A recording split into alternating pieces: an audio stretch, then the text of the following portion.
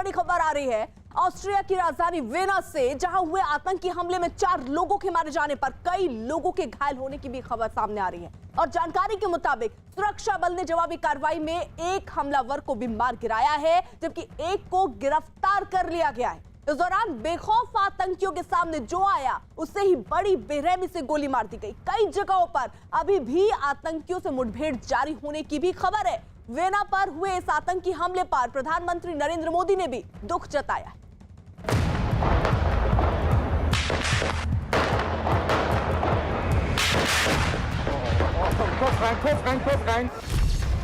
Austria की राजधानी पर बड़ा आतंकी हमला, वियना की सड़कों पर खूनी खेल, सड़क पर चल रहे लोगों को बनाया निशाना, बार और रेस्टोरेंट में घुसकर फायरिंग, 100 राउंड से ज्यादा फायरिंग। वियना पुलिस ने की पूरे शहर की घेराबंदी। फ्रांस के बाद ऑस्ट्रिया अब आतंकी हमले से कांप उठा है। राजधानी वियना में हुए इस आतंकी हमले ने लोगों को घरों में कैद कर दिया है। दावा किया जा रहा है कि भारी तादाद में हथियारों से लैस आतंकियों ने वियना के 6 अलग अलग ठिकानों को अपने निशाने पर लिया।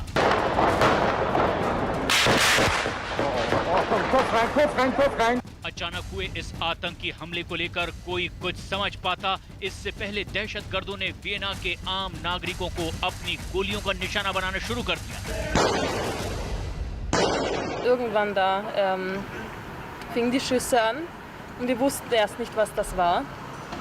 Auf einmal sind alle Leute gerannt, weil da saßen auch andere Menschen draußen. Wir sind auch gerannt und dann standen wir noch kurz da, weil wir nicht wussten, ob das Schüsse waren oder irgendetwas anderes. Und dann war es nochmal und näher und dann sind wir ganz weggerannt und dadurch, dass wir nicht wussten, ob wir in die richtige Richtung rennen. जब देश में corona virus की वजह से lockdown लगने जा रहा है, दावा किया जा रहा है कि हमलावरों ने अपने मंसूबों को अंजाम तक पहुंचाने के लिए रात 8 बजे का वक्त चुना। चश्मदीदों के मुताबिक हथियारबंद आतंकियों ने सामने पड़ने वाले किसी भी शख्स को नहीं बख्शा। आतंकियों को जो कोई भी सड़क पर चलता दिखाई दिया, आतंकियों ने उसका पीछा करके उस पर गोलियां बरसानी शुरू कर दी।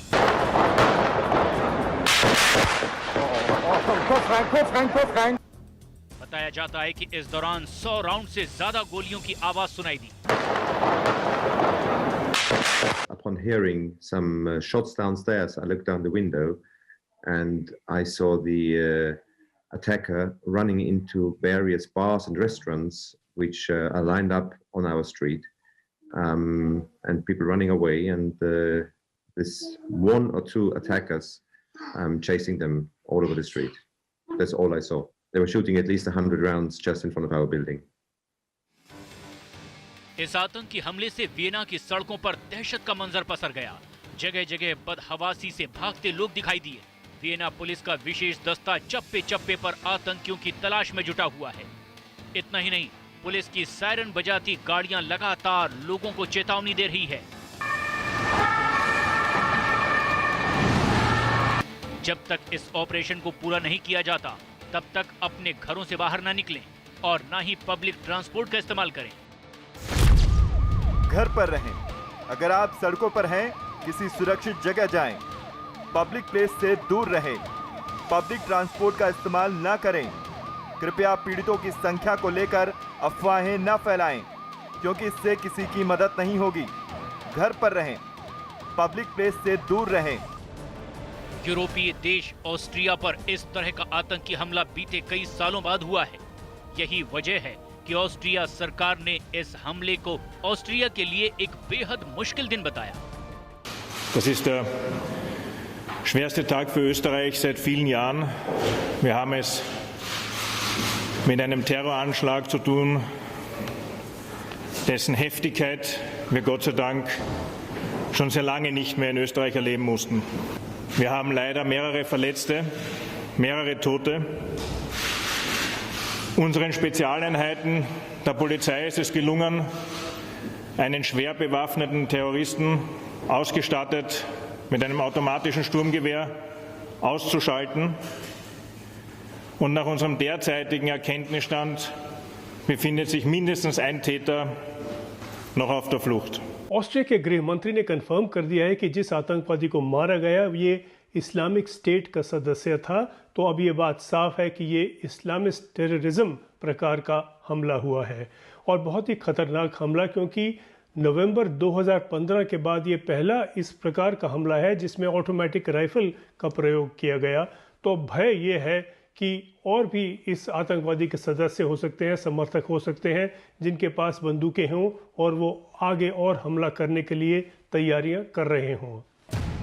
हाल ही के दिनों में यूरोप में फ्रांस के बाद ऑस्ट्रिया दूसरा देश है जहां सड़क पर इस तरह का खूनी खेल खेला गया।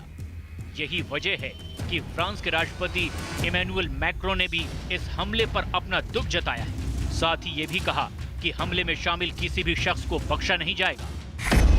हम फ्रांस के लोग वियना में हुए दुख और हमले को साझा करते हैं।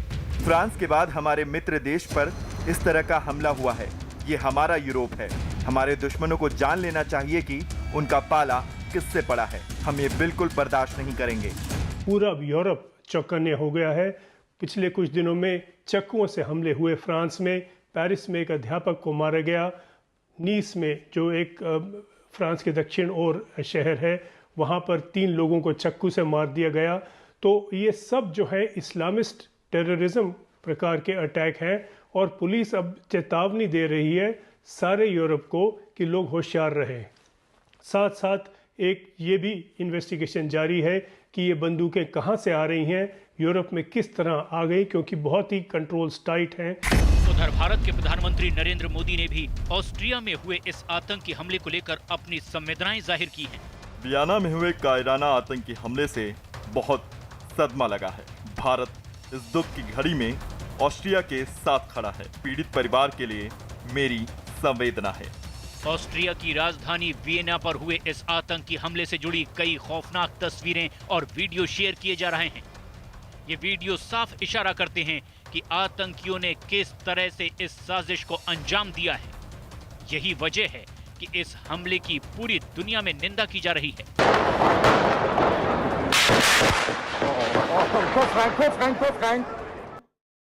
वियना में हुए हमले से जुड़ी बड़ी खबर आ रही है। इस बीच ऑस्ट्रिया की राजधानी वियना में हुए हमले में शामिल आतंकी आईएस से जुड़ा हुआ बताया जा रहा है।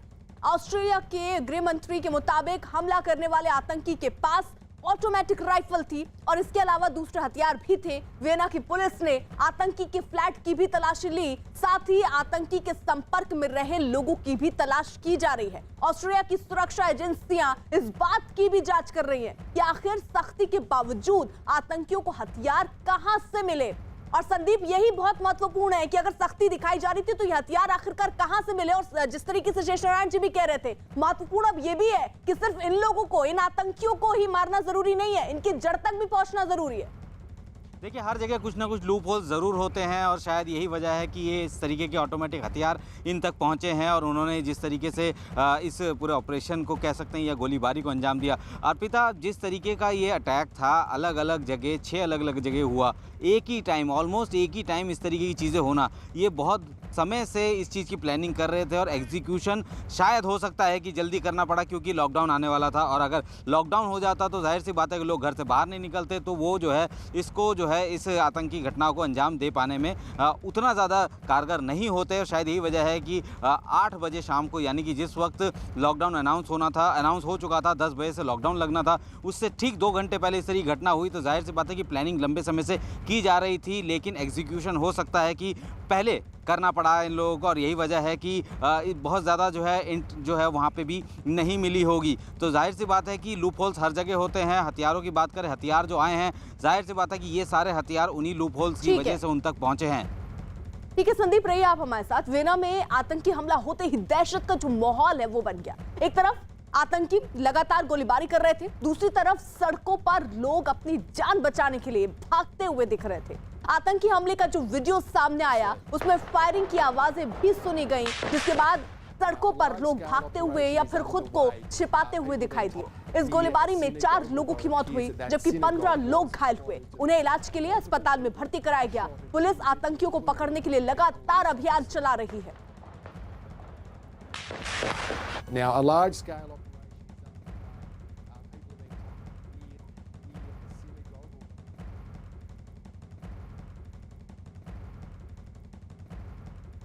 Irgendwann da fingen die Schüsse an und wir wussten erst nicht, was das war.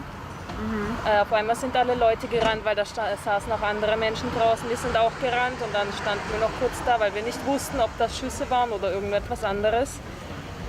Und dann war es nochmal und näher und dann sind wir ganz weggerannt und dadurch, dass wir nicht wussten, ob wir in die richtige Richtung rennen. टेश जी, अब जरूरत ये है कि न सिर्फ भारत देश यानी अगर विदेशों में सब जगह ये आतंकवादी पैर पसार रहे हैं और ऐसे में इस आतंकवाद को जड़ से ही खत्म करने की जरूरत है और इसीलिए कोई ऐसा कानून, ऐसा नियम बनाना पड़ेगा ताकि कैसे इन आतंकवाद को खत्म किया जा सके। देखिए, मैं सीधी बात करना मेरी फितरत है अर्पिता। एर्डोगन ने 2 दिन पहले कहा था कि उन यूरोपियंस को मैं वार्निंग देता हूं, जो लोग टर्की के खिलाफ बोल रहे हैं, अजरबैजान के खिलाफ बोल रहे हैं, उनको चैन से रहने नहीं दिया जाएगा। तो इसको सीधा उसी से लिंक करो। वो पकड़ा गया जो इस्लामिक स्टेट का आतंकी कंफर्म हो गया। और इस्लामिक ये एक बात ध्यान रखो, हिस्ट्री में 2 सेकंड की समय ले लेता हूं। ये जो टर्की का जो एर्डोगन है, इसको मुगालता ये है कि खलीफा यही होते थे, ये खलीफा बनने के चक्कर में है और इन्हीं के कमाल अतातुर्क ने खिलाफत की जो संस्था थी, खलीफापंथी की जो संस्था थी, उसको खत्म किया था। और ये खलीफा बनने के चक्कर में पूरी दुनिया के मुसलमानों का दादा बनने के चक्कर में ये सब बेवकूफियां कर रहा है ये। और इसके लिए सीधा सीधा ये है कि हेड ऑफ स्टेट होगा। हिटलर भी तो हेड ऑफ स्टेट था ही, उसी रास्ते पे चल रहा है। और ये आज ये जैश हर सबको सपोर्ट कर रहा है। इसने कहा ना यूरोप में किसी को चैन से नहीं बैठने दूंगा, तो वो वही मैसेज है। और हथियार आना यूरोप की लिबरल सोसाइटीज हैं, वो सबको शरण देती हैं। रिफ्यूजीज के लिए टर्की से, आर्मीनिया से आए हुए रिफ्यूजीज। शेषनायक जी रहिए अब हमारे साथ। देखिए, ऑस्ट्रिया के वेना में 6 जगहों पर आतंकी हमला हुआ और पुलिस के मुताबिक अचानक 6 जगहों पर अंधाधुंध जो ये फायरिंग शुरू हुई, लोग घबरा गए। तस्वीरों में आतंकी हाथों में हथियार लेकर अंधाधुंध फायरिंग करते हुए दिखाई दिए और ये आतंकी इतने बेखौफ थे कि जो भी उनके सामने आया उन्हें गोली मार दी। आतंकियों की इस फायरिंग में 15 लोग घायल हुए हैं, जिनमें से 7 लोगों की हालत गंभीर बनी हुई है। आतंकी हमले में इसकी जानकारी के बाद फौरन ही पुलिस ने मोर्चा संभाल लिया और अंधाधुंध फायरिंग कर रहे एक आतंकी को मार भी गिराया, जबकि एक आतंकी को जिंदा पकड़ लिया गया। आतंकी हमले के बाद सड़कों पर पुलिस ही पुलिस दिखाई दी। चप्पे चप्पे पर पुलिस वाले मोर्चा संभालते दिखे।